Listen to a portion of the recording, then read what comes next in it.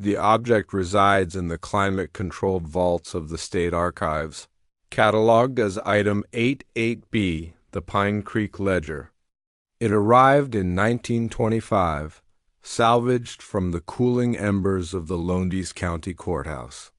The document is structurally compromised. The edges are carbonized, crumbling to a fine black powder if handled without surgical precision. However, the core of the volume remains intact. The binding is of particular note in the 1926 acquisition report. It is not calfskin or standard buckram. The archivist's note from January of that year describes the cover as an organic vellum, of indeterminate origin, remarkably resistant to the thermal damage that consumed the surrounding records. When analyzed under ultraviolet light, the surface of the cover reveals a series of indentations.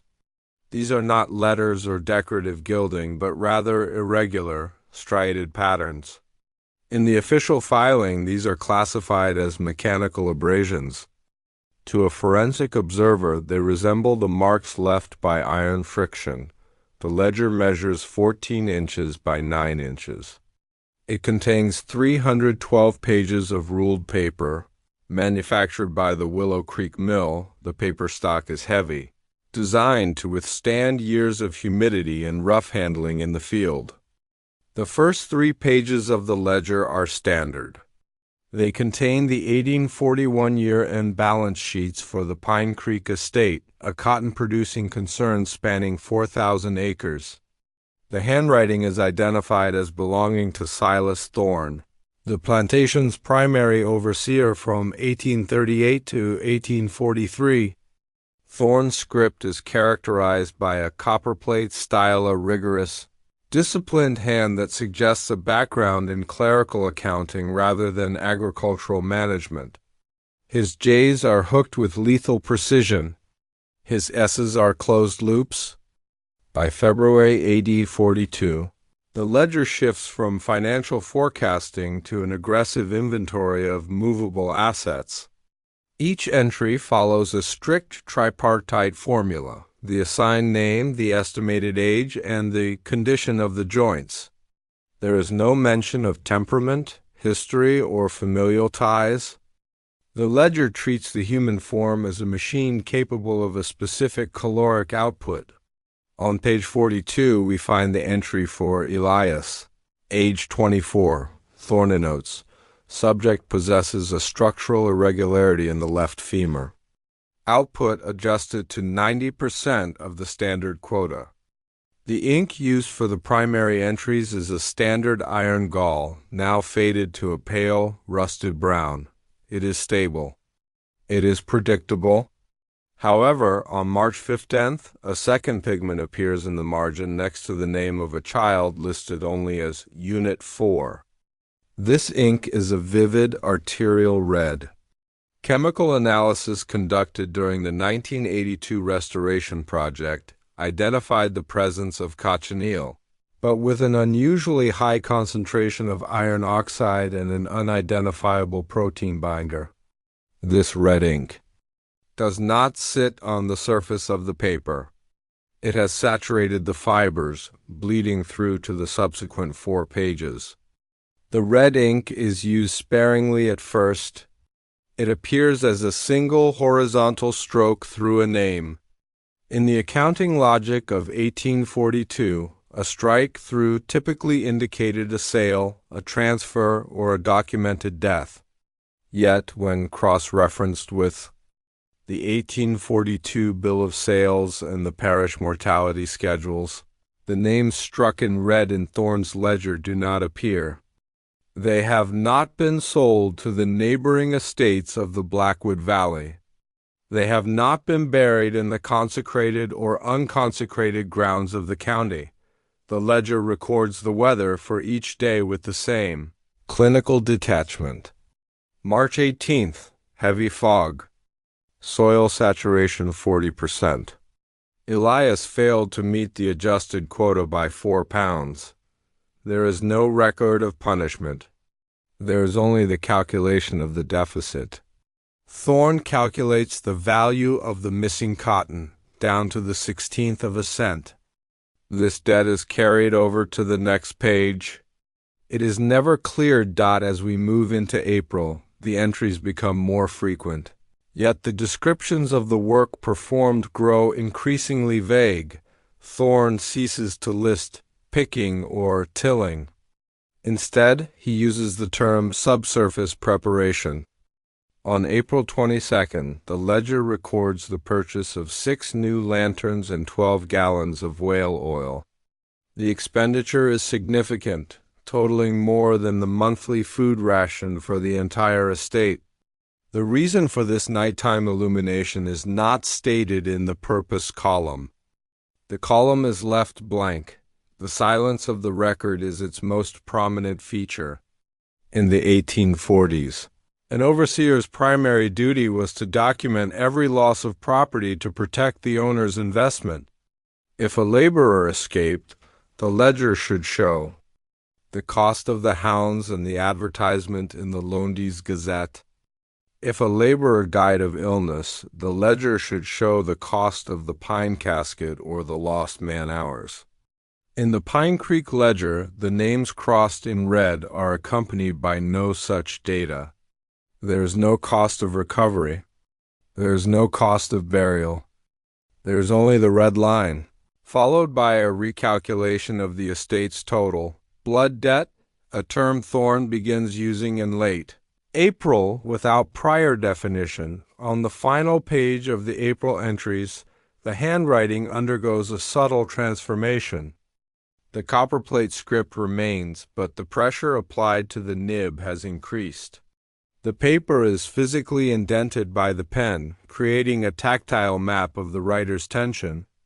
The last entry for the month, dated April 30th, reads, "The count is short." The census does not align with the shadows in the quarters, recounting at 0200 hours. Below this note, a single name is written in the center of the page. It is not Elias. It is not any of the units previously cataloged. The name is Thorne. It is not crossed out. It is underlined. Before the Archiventinus, this record was briefly withheld for classification. Viewers who wish to follow future releases may subscribe. The file then resumes in the year 1842. The ledger for May begins, not with a census, but with a diagram of the North Woods, a section of the property previously marked as untillable swamp. Thorne has mapped a series of coordinates that do not correspond to any known irrigation system or fence line. At the center of this map, he has placed a small red X. The record for May 1st is brief. It notes the temperature, 62 degrees, and the wind direction, north-northeast. It concludes with a detail that remains unresolved in the provincial history of Lowndes County: the delivery of a crate from a medical supply house in Charleston, weighed at 140 pounds and marked, "Not to be opened in the light." The month of April 1842 is recorded in the Pine Creek ledger with a shift in organizational priority. The financial columns, once the dominant feature of Silas Thorne's bookkeeping, are compressed to make room for a physical audit. This was not a standard procedure for the mid-harvest season. Typically, a census was conducted in January to assess the winter's toll on the workforce and to prepare for the spring planting. A secondary audit in April suggests an unaccounted-for depletion of resources. The ledger entries for April 1st through April 5th are characterized by a repetitive, almost obsessive verification of height and weight. Thorne records the circumference of wrists and the depth of chest cavities. Each laborer is marched past the overseer's desk, a heavy oak table positioned at the threshold of the primary barn. The record shows that Thorne spent precisely 4 minutes on each individual. On April 6th, the name Elias reappears. The previous notation regarding his structural irregularity in the femur is expanded. Thorne writes, Elias, measurement of the left limb shows a contraction of 1/2 inch since the March audit. Reason undetermined. Subject denies injury. Subject reports a sensation of coldness in the marrow. Beneath this, Thorne has calculated the caloric intake versus the physical output. The math does not reconcile. Elias is performing at a level that should, by all biological standards, result in total physical collapse. Yet the ledger notes his pulse as slow, rhythmic, and heavy. As the census progresses into the second week of April, the entries begin to include incidental observations. These are not related to labor. Thorne records the number of teeth missing from each subject, the presence of old scars, and, most curiously, the reaction to the tuning fork. On April 12th, Thorne requisitioned a set of acoustic tools from a firm in Philadelphia. The ledger records, tested Unit 7, Sarah, with the C note. No ocular response, tested Unit 12, Abram. Subject's pupils dilated. Subject remained motionless for 12 minutes following the vibration. The ledger does not explain why an overseer on a cotton plantation was performing neurological assessments on the labor force. The unsaid in these pages is the intended utility of these men and women. They were no longer being evaluated as harvesters. They were being screened for a different, undocumented capacity on April 15th. The census reaches the quarters, the living areas for the enslaved. Thorne's entries here become highly spatial. He maps the sleeping arrangements with the precision of a surveyor. He notes the distance between each bunk and the floor. He records the thickness of the mud and straw walls. In the margin of page 58, Hugh writes, the air in the quarters is thinning. The charcoal heaters are insufficient for the drop in temperature, and yet the skin of the subjects remains hot to the touch. 102 degrees, 104 degrees, all units, no signs of infection. The discrepancy in the record is found in the total head count. At the start of April, the estate inventory listed 114 souls. By the conclusion of the census on April 20th, Thorne's final tally is 114. However, the names do not match the January list. 3 names, Cyrus, Martha, and Little Ben, have disappeared from the ledger without a red line, without a sale note, and without a burial record. In their place are 3 new entries written in a different, hurried script: Replacement A, Replacement B, and Replacement C. These replacements have no recorded age. They have no condition of the joints. The only data point Thorne provides for them is volume. For Replacement A, the volume is listed as 7.2 cubic feet. This is not a measurement of a human being. It is a measurement of displacement. The tension in the archive increases. On April 24th, the ledger records a consensus of silence. Thorne notes that for the past 72 hours, no vocalizations have been recorded from the quarters. No singing, no speaking, no weeping. Hugh writes, the silence is mechanical. It is as if the mechanism of the throat has been disengaged to preserve energy for this subsurface. Preparation. The final entry for the April census is dated April 30th. It is a list of items found in the pockets of the laborers during a surprise inspection. The list includes 1 smooth river stone, painted with a red circle, a braid of hair, knotted 13 times, a tooth, not human, encased in a wax seal, a scrap of paper with Silas Thorne's name written 33 times in reverse. Thorne does not record the confiscation of these items. He notes, return the objects to the subjects. The resonance is necessary for the May transition. The April census ends with a calculation of the total available mass on the estate. The figure is 16,400 pounds. Beneath this, in the red ink that will soon become the ledger's primary medium, Thorne has written a single question. Is it enough to satisfy the sinkhole? The record for April concludes. The mystery of the three missing names remains. There is no mention of Cyrus, Martha, or Little Ben in any subsequent historical document. They simply ceased to be part of the estate's movable assets.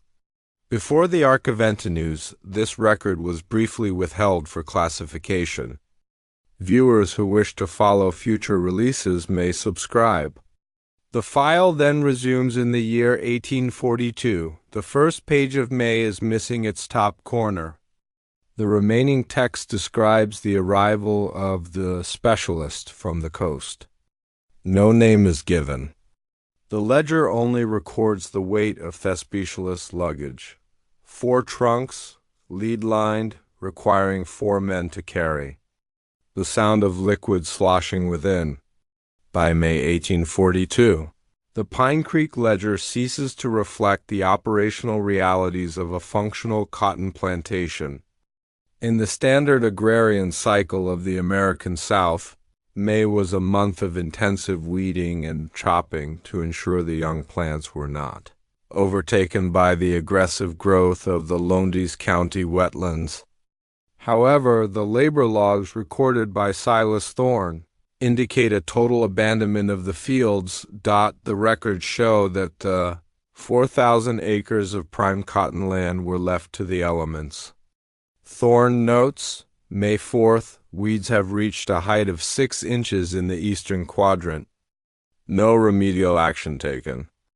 The plants are no longer the priority. Instead, the entire workforce, including the elderly, and those previously classified as infirm, was redirected to the North Woods. The discrepancy lies in the daily output columns. In a cotton ledger, output is measured in pounds of fiber. In Thorne's ledger, starting on May 5th, the unit of measurement changes to extraction units. The daily requirement for Elias was set at 15 units. For Sarah, 12 units. For the replacements, the quota was left as an infinity symbol. The nature of these units is not defined in the ledger's glossary, but the secondary columns provide a chilling context. Next to the extraction count, Thorne has added a column for soil displacement per cubic yard and fluid loss. On May 9th, the records indicate that the workforce moved 400 tons of earth from the center of the North Woods. The ledger notes the procurement of heavy timber, specifically black walnut, to be used for vertical reinforcement. Thorne's accounting of the timber is precise. 200 beams, 12 feet in length, treated with the Charleston Solution. The Charleston Solution refers to the lead line trunks mentioned at the end of April. The ledger contains a chemical requisition list for the solution's replenishment. Barium nitrate, sulfur, a biological accelerant sourced from the specialist's private stores. Thick quota discrepancy becomes most pronounced in the record of the night shift. Thorne logs the hours of labor as 18 o'clock to 4 o'clock, the midday hours, when the sun is at its zenith, are recorded as dormant. On May 12th, Thorne writes, the subjects cannot tolerate the ultraviolet exposure. Their skin has begun to take on a translucent quality, similar to the vellum of the ledger. They are more efficient in the dark. The lanterns are no longer required. They find the extraction points by resonance alone. The ledger shows that despite the lack of food rations recorded for this period, the subsistence Column is marked with zeros for the entirety of May. The physical output of the laborers increased by 40%. The records show Elias moved 3 tons of earth in a single 6-hour window. Thorne's notation on this feat is clinical. The femur irregularity has resolved itself. The bone has not healed. It has elongated. Elias now stands at 7 feet 2 inches. His gait is fluid, though his joints produce an audible clicking sound recorded at 40 decibels. On May 15th, the names crossed in red begin to appear with terrifying frequency. Previously, the red line was a rare occurrence. Now it is a daily administrative ritual. On this day, 4 names are struck through. Unit 9, Hannah. Unit 14, Isaac. Unit 22, Caleb. And replacement B. The unresolved detail of May 15th is the notation found at the bottom of page 82. Thorne does not record a burial. He does not record a sale. Hugh writes, integration successful. The mass of the 4 units has been transferred to the central shaft. The sinkhole's hunger is localized, but the debt remains high. We are 3 names short of the May 20th deadline. The specialist is mentioned again on May 18th. The ledger records a payment made to him in gold specie, drawn from a private account in London, not the plantation's operational funds. The specialist's task, according to the ledger, was to calibrate the descent. The records show that by May 20th, the North Woods had been transformed. It was no longer a forest. Thorne's map on page 88 shows a concentric spiral leading into the earth. The extraction units were no longer soil. They were listed as vitreous fragments. Thorne describes these fragments as warm to the touch, vibrating at a frequency that causes the ink on the page to dance. The discrepancy concludes the month with a statistical impossibility. The ledger records that the total weight of the estate land, structures, and livestock decreased by 12%. In the final week of May, the loss of earth was not accounted for by erosion or transport. The land itself was being consumed from below on May 31st. Thorne writes the final entry for the chapter. The census now stands at 88. The red lines have claimed the rest. The specialist informs me that the primary name must be surrendered by the solstice. I have looked at the list. I have looked at the mirror. The ink is waiting. The ledger then contains a series of 14 blank pages, each stained with a single drop of the Charleston Solution. Before the Archival, this record was briefly withheld for classification. Viewers who wish to follow future releases may subscribe. The file then resumes in the year 1842. The June entries begin with a change in the atmosphere of the record. The ink is no longer iron gall. It is entirely red. The first line of the new month reads, "The surface is now a membrane. We are walking on the roof of a cathedral that has no name." As the calendar turns to June 1842, the Pine Creek ledger undergoes a structural collapse. The disciplined, copperplate script of Silas Thorne begins to fray at the edges of the ruled lines. The entries are no longer contained within the horizontal boundaries. They bleed into the margins, swirling around the page numbers in a dense, claustrophobic script. These marginalia represent a departure from the archival distance maintained in the spring. They are the record of a man documenting a reality that the standard accounting forms were never designed to hold. The primary entries for June 1st through June 5th remain ostensibly clinical, detailing the subsurface preparation in the North Woods. However, The margins are crowded with audible logs.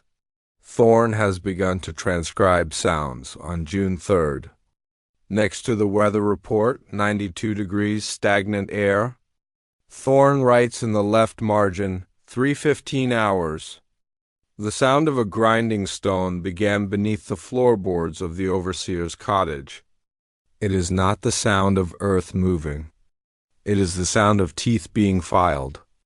I checked the quarters. The subjects were prone, their mouths open, yet their jaws were motionless. The sound originated from the soil itself. The marginalia on page 104 focus on the physical degradation of the ledger itself.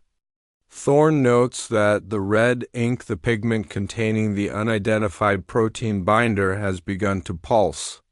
He records the rate of this pulsation as 60 beats per minute, synchronized exactly with his own heart rate. He writes, "The record is breathing.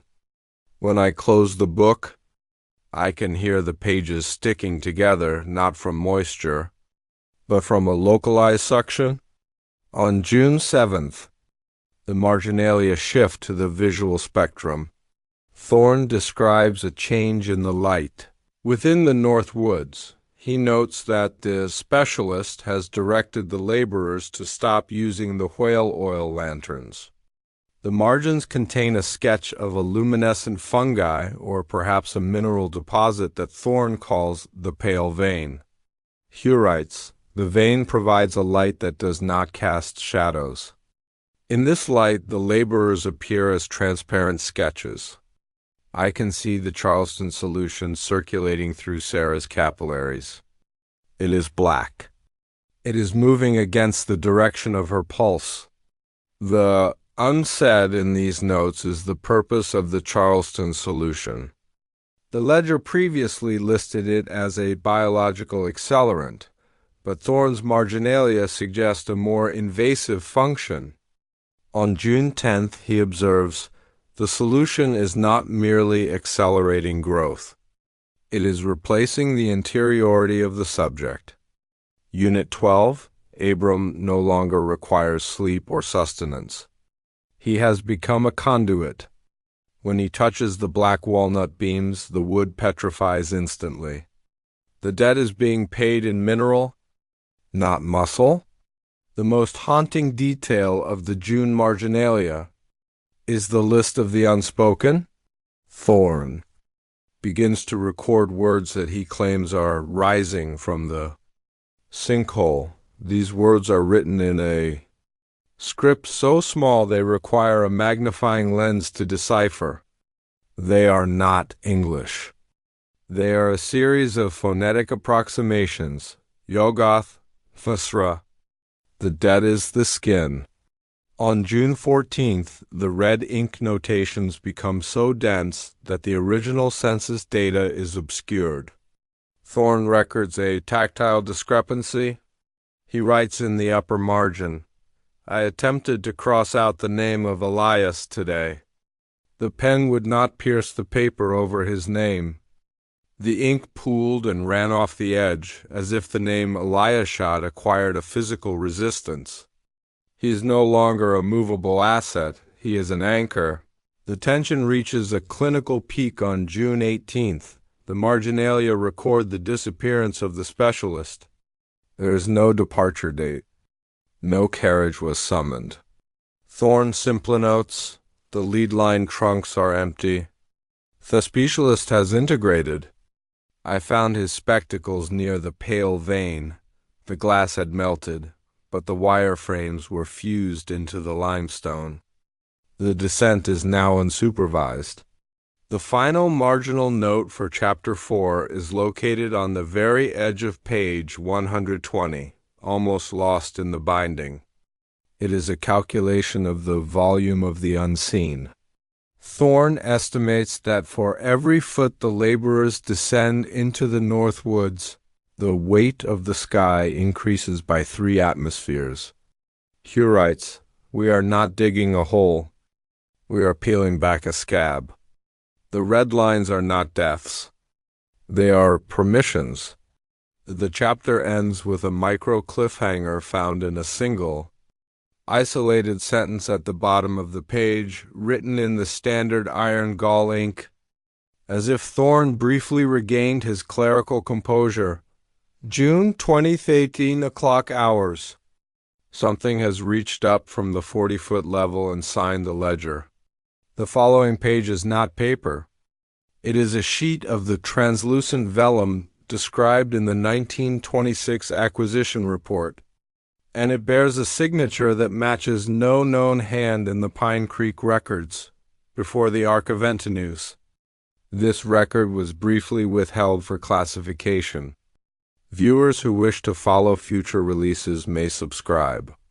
The file then resumes in the year 1842. The records for the summer solstice are missing from the primary sequence.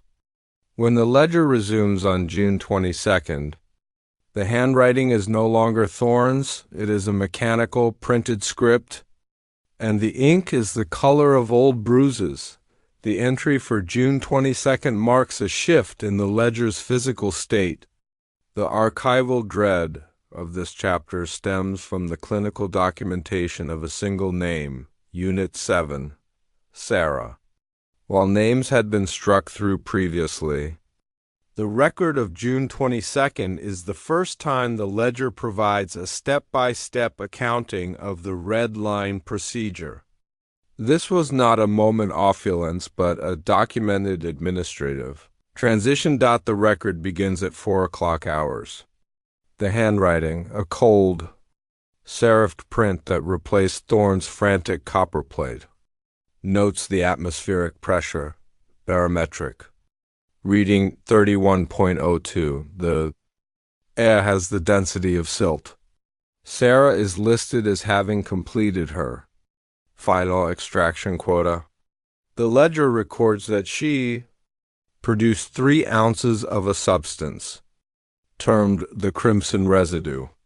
The red line was not drawn with a quill.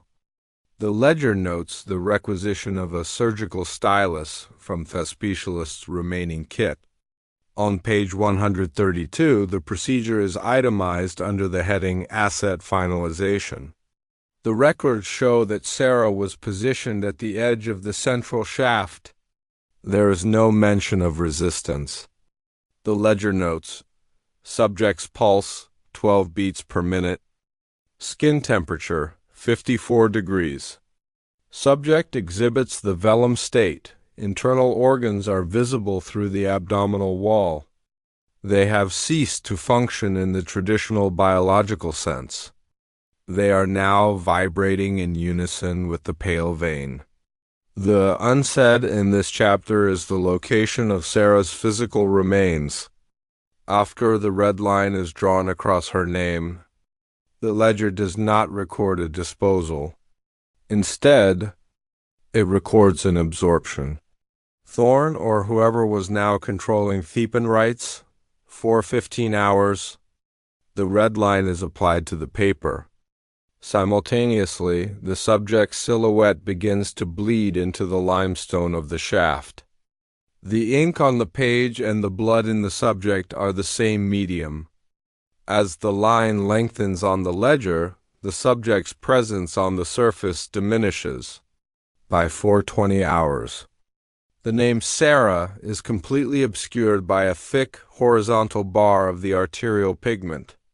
The ledger then provides a post-finalization audit. The total weight of the estate increased by exactly 118 pounds, the exact weight of Sarah at the time of the April census. The record implies that she did not leave the property.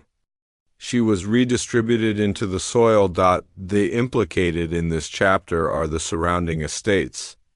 The ledger records that on June 24th, 3 neighbors, Colonel Desailliers, Mr. Vance, and Dr. Aris, arrived at the Pine Creek gate.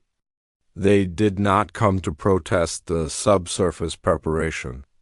The ledger records their arrival under the heading Shareholder Inspection.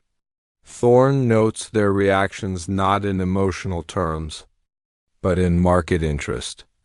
Hure writes, Desailliers inspected the red line on page 132. He touched the ink.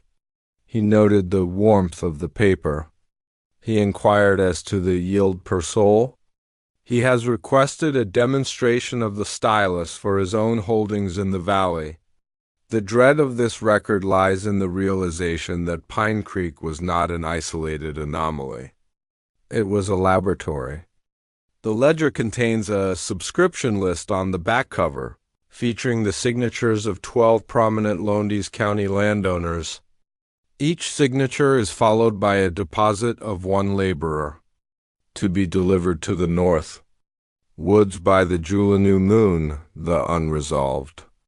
Detail of Chapter 5 appears on June 28th. The ledger records the return of a residual fragment of Sarah, a single fingernail, was found on the overseer's desk 3 miles away from the North Woods. Thorne notes, the fragment is growing. It has gained 3 grams in weight since 0800 hours. It is attempting to write. I have placed it under a bell jar to observe the script it produces on the glass. The ledger then lists the script found on the glass. It is a single coordinate, 32.48 N, 80.67 W. These coordinates point to a location in the Atlantic Ocean, precisely 50 miles off the coast of South Carolina, the location of a known dead zone where no fish are caught, and the water is reported to be the color of rusted iron before the Archival. This record was briefly withheld for classification. Viewers who wish to follow future releases may subscribe. The file then resumes in the year 1842. The entries for July begin with a resource requisition. The ledger notes the need for more red ink. The specialist solution is running low and the subsurface demands a higher grade of pigment. The solution, according to the ledger, can only be synthesized by crossing the names of the innocent. The records for July 1842 shift focus from the North Woods to a specific secondary structure, Shed No. 4, located 500 yards from the primary residence. In standard agricultural logs, a shed is a repository for plows, hoes, and seed sacks. The Pine Creek Ledger, however, classifies Shed No. 4 as a vessel. On July 3rd, Silas Thorne, whose handwriting has returned to a jagged pressure, Ed Corporal recorded a requisition of maintenance materials. The list is devoid of agricultural utility. Thorne meticulously documents the following items moved from the general stores into the shed: 2 heavy-duty iron shovels, reinforced at the shank, 12 yards of heavy-gauge iron chain, soaked in the Charleston Solution, 400 pounds of quicklime delivered in sealed casks, 1 extraction winch. Custom forged by the local smith. The archival distance in this chapter is maintained through the itemization of waste. Thorne does not describe the work performed in the shed. He describes the effluent that exits it. On July 7th, the ledger notes, discharge from Shed No. 440 gallons of a viscous saline fluid. Fluid contains traces of calcium and keratin. It does not drain into the soil. It remains suspended on the surface, resisting the heat of the July sun. The implicated in this chapter is the physical law of the estate. The ledger records that the tools listed above were consumed by the work. On July 10th, Thorne notes that the iron shovels, after only 3 days of use, had become porous. Hure writes, the iron has been depleted of its mineral density.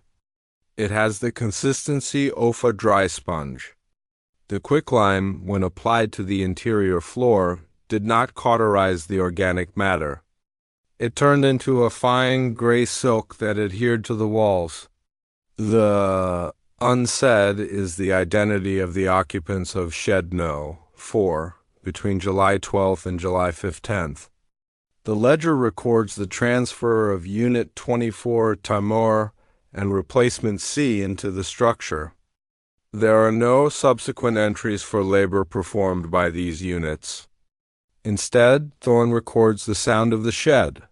He uses a series of musical notations to describe the vibrations emanating from the wood on July 14th. The ledger contains a gap of 6 hours. When the record resumes, Thorne writes, "The quicklime has done its work.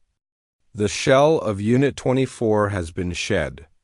The interior of the debt-bearer is now visible.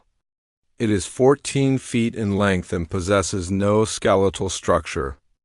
It has begun to weave the silk from the lime."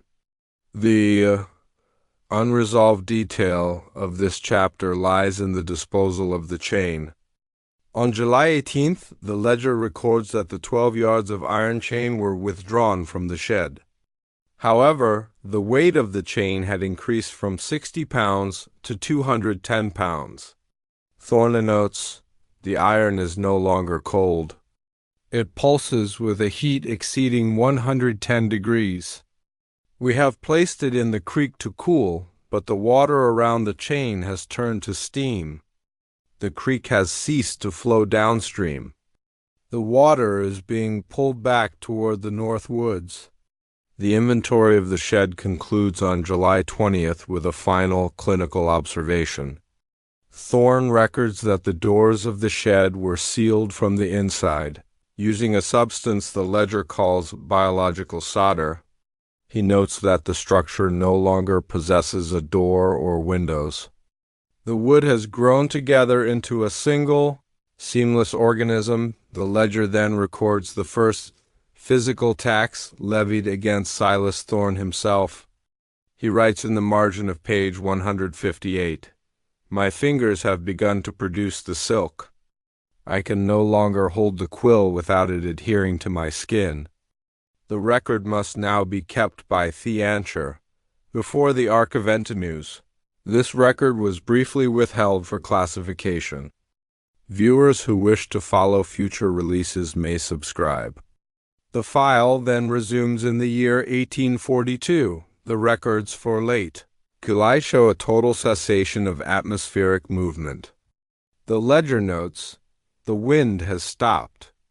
The birds have fallen from the trees, their lungs filled with the gray silk. The dead is 80% matured." The records for August 1842 are no longer bound by the cycle of the sun. The ledger entries are marked by the lunar hour, a temporal system Silas Thorne adopted to align with the subsurface rhythm.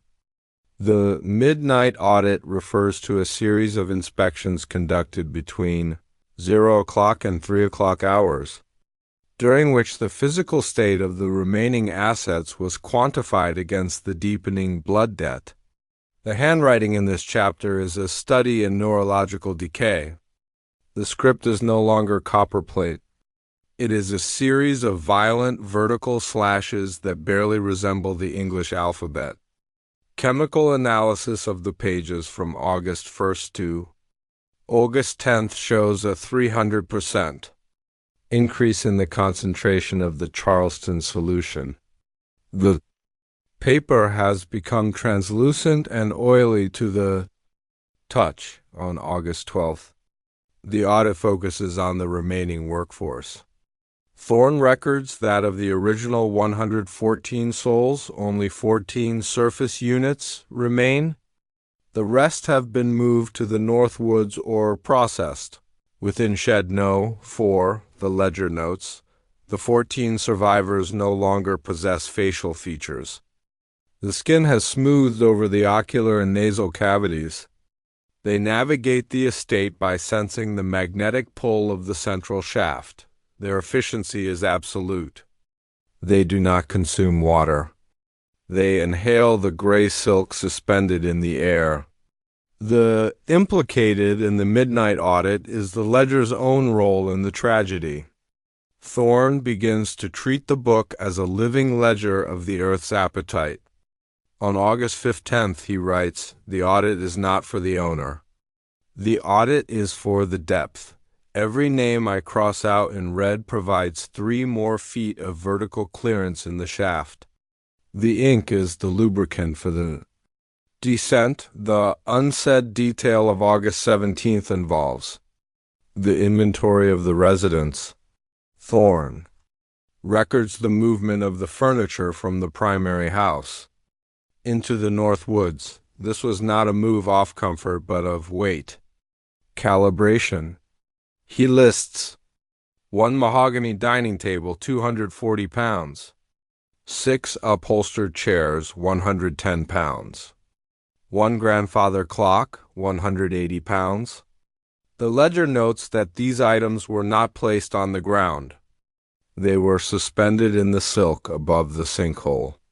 Thorne describes the clock. The pendulum has ceased to swing. The internal gears have been replaced by the biological solder. It no longer tracks time. It tracks the pulse of the pale vein. It ticks once every 4 hours. The unresolved detail of Chapter 7 appears on August 22nd. Thorne records a discrepancy in the red line count. According to his calculations, 101 names have been crossed out. However, the ledger itself shows 102 red lines. There is an extra strike-through on page 188. The name beneath the line is illegible, obscured by a saturation of pigment that has eaten through the paper entirely. Thorne writes, "I did not draw the 102nd line. The ink moved of its own volition during the 2 o'clock hour audit. I suspect the ledger is beginning to inventory the neighbors." The audit concludes on August 30th with a census of the audible disturbances. Thorne notes that the screaming, which had been a constant feature of the July records, has been replaced by a low-frequency hum. He records the frequency at 14 Hz. This frequency, according to the ledger, caused the glass windows of the estate to liquefy and run down the frames like wax. The final note of the chapter is written in a hand that is not Thorne's nor the specialist's. It is a series of perfect geometric symbols. The translation provided by the 1926 archival team reads, "The audit is incomplete. The primary signature is still outstanding. The debt requires a witness of equal mass." Before the Archival, this record was briefly withheld for classification. Viewers who wish to follow future releases may subscribe. The file then resumes in the year 1842. The September entries begin with the total disappearance of the 14 surface units. The ledger records that the North Woods have closed over. The trees have moved to block the path. The only way in is through the ledger dot in the standard administrative cycle of a 19th century plantation. September was the month of the annual projection. This was a rigorous forward-looking audit where the overseer would calculate seed requirements, tool depreciation, and labor assignments for the coming year. In Silas Thorne's 1842 ledger, the section titled 1843, Projected Assets and Yields, is not merely blank. The pages have been physically excised with a razor dot the archival distance. In this chapter is defined by what the record refuses to hold. The transition from August to September is marked by a total cessation of traditional bookkeeping. The revenue columns are repurposed to track the subsidence rate. Thorne records that the elevation of the plantation's primary residence has dropped by 4 inches every 24 hours since September. First, the unsaid regarding the 1843 projection is the acknowledgement that there will be number 1843 on September 5th. Thorne writes, To project into the next year is to assume the surface remains a viable constant. The specialist map, now fully integrated into the ledger's binding, indicates that by December, the coordinates of Pine Creek will no longer correspond to the terrestrial grid. We are projecting downward, not forward. The implicated in this chapter are the physical remnants of the laborers. On September 12th, the ledger records a surplus of fiber. This fiber is not cotton. Thorne describes it as a calcified lace that has begun to grow out of the abandoned quarters. He notes, the lace carries the genetic memory of the units. I found a section of the growth that had replicated the pattern of Sarah's iris. It does not react to touch, but it pulses when the ledger is opened to page 132. The omission of the projection is replaced by a detailed inventory of the void. Thorne attempts to quantify the volume of the central shaft.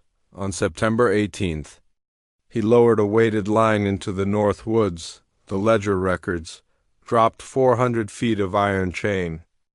No impact recorded. Dropped a second 400 feet. The line remained slack, yet the weight was gone. The iron had been inhaled by the atmosphere of the shaft. There is no bottom. There is only a transition of state.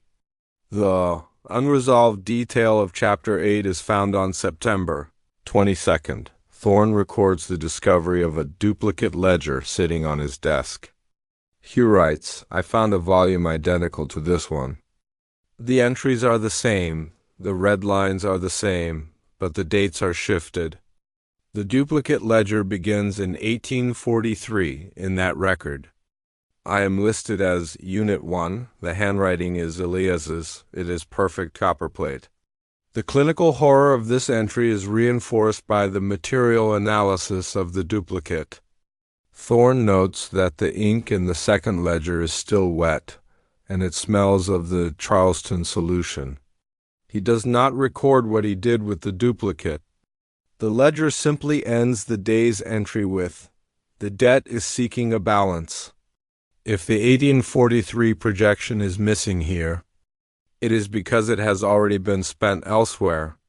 On September 28th, the ledger records the final atmospheric collapse. The gray silk has become so thick that Thorne can no longer see the walls of his office.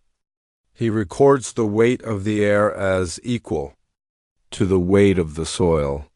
He notes that his own pulse has slowed to match the 14 hertz hum of the sinkhole. The chapter concludes with a note on the omission. Thorne writes in a tiny, cramped hand at the bottom of the last excised page, I have removed the future from this book. It was an unnecessary weight. The debt of blood does not require time to settle. It only requires a location. And we are almost there. Before the Archival, this record was briefly withheld for classification. Viewers who wish to follow future releases may subscribe. The file then resumes in the year 1842. The October entries begin with a final liquidation. The ledger notes that the boundaries between the paper and the skin have dissolved. Thorne is no longer writing in the book. He is writing through it. The records for October 1842 are characterized by a terminal liquidation. In the legal terminology of the era, liquidation referred to the clearing of accounts through the sale of assets. In the Pine Creek ledger, however, the term is applied with forensic literalism. The recovery of the debt was no longer a matter of currency, but of the physical reclamation of matter by the estate itself on October 3rd. The ledger records the dissolution of the boundary. Silas Thorne notes that the ledger's binding has fused with the oak of his desk. The wood and the vellum have become a singular composite material. Thorne writes, the desk is drawing the ink from the pages. The red lines are migrating into the grain of the wood. The recovery of the debt has moved from the paper to the architecture. The archival distance is maintained through the documentation of the probate audit. On October 7th, the ledger records the arrival of a recovery agent from the Charleston firm that supplied the specialist. No name is provided for this agent. He is referred to only as the auditor. The ledger notes Thoditor's equipment, a set of brass calipers, a glass vial containing a reference sample of the 1842 red ink, and a heavy, lead-line ledger of his own. The unsaid in this chapter involves the fate of the neighboring shareholders mentioned in Chapter 5. On October 12th, the ledger records the return of the deposits. The 12 laborers provided by the neighbors were not returned to their respective estates. Instead, Thorne records, the auditor verified the mass of the 12. They have been reclaimed. Their physical volumes were found to be insufficient to cover the interest. On the blood debt, Thoditor has issued agrit, a fatigment for the neighbor's own skin. The implicated is the surrounding geography of Lowndes County. On October 15th, the ledger contains a list of properties: the Desailliers estate, Vance's Landing, and Arisa's Grove, marked with a total loss stamp. The records show that as the debt was recovered at Pine Creek, these neighboring lands began to exhibit the same subsurface preparation. Thorne notes, the sinkhole is no longer localized. The north woods have begun to echo in the gardens of the valley. The recovery is a contagion of the soil, the clinical dread of. October 20th centers on the manual extraction. Thorne records Thoditor's process of settling the account with the remaining physical assets. The ledger notes, Thoditor does not use stylus. He uses a debt press. The subject is placed between 2 plates of black walnut. As the pressure is increased, the red ink is squeezed from the pores. This ink is then bottled and labeled as recovered principal. Unit 1, Elias, produced 3 pints. His mass was then discarded into the pale vein for secondary processing. The unresolved detail of Chapter 9 is the notation regarding the residual 1%. On October 25th, Thoditor informs Thorne that the debt remains 1% short of completion.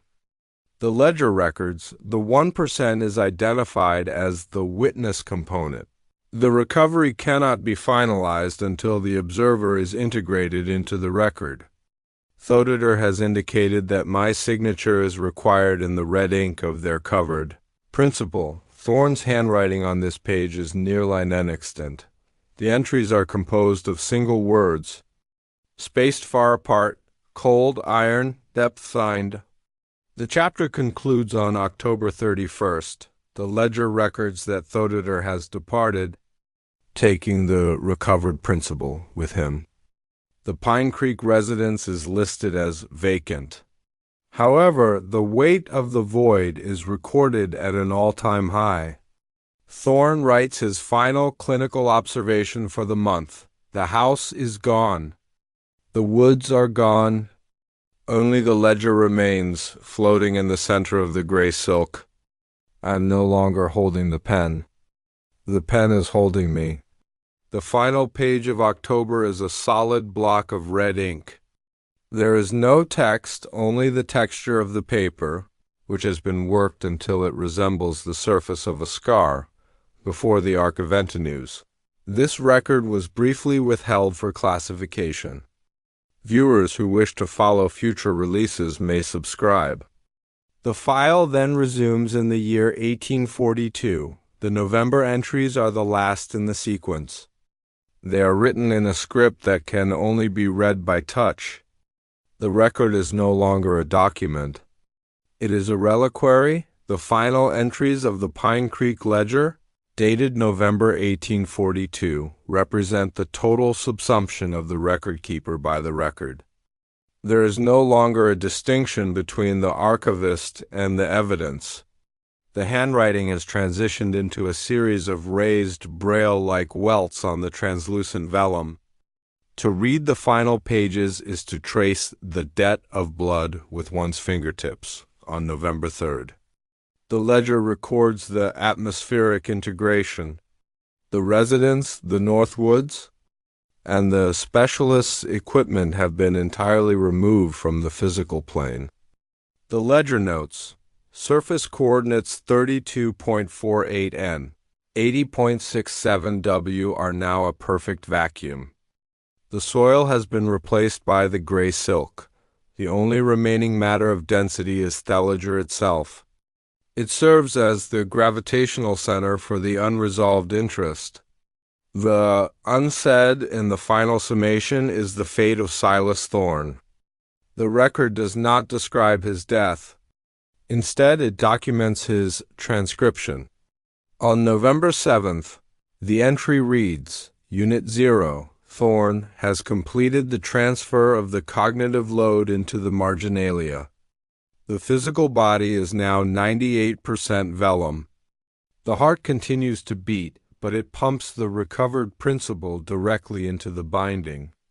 The ledger is now self-sustaining. The implicated are the future readers of the file. On November 10th, the ledger contains a warning of contagion. It notes that the blood debt is not satisfied by the destruction of the Pine Creek estate. It is a mathematical constant that seeks a host. Thorne, or the entity the ledger has become, writes, the record is a bridge. Whoever touches the red ink becomes a cosigner. The names crossed in red are not gone. They are waiting for a new surface to occupy. The census is never closed. The unresolved detail of the entire 1842 sequence is found on the very last page of the volume. Beneath a heavy, dried crust of the arterial pigment, a single name is written, then crossed out, then painstakingly rewritten in the back cover. The name is not from the 1842 census. It is a name from the 1926 archival team. The man who first opened the ledger after the courthouse fire, the clinical summation ends on November 15th. There is no final period. The last sentence reads, the descent has reached the primary strata. The pale vein has opened to receive the signature. The total sum of the Pine Creek investment is, the record terminates mid-sentence. The remaining 50 pages of the ledger are not blank. They are fused together into a solid block of organic matter that resists all modern attempts at separation. Radiographic scans of the block reveal the presence of a human jawbone embedded in the center. The teeth arranged in the pattern of a synote tuning fork. The Pine Creek ledger remains in the state vaults. It is weighed daily. Every year on November 15th, the record shows that the ledger gains exactly 21 grams, the historical weight of a human soul, or perhaps the weight of the ink required to cross out a single name. The file for 1842, the cotton ledger and the names crossed in red is now closed.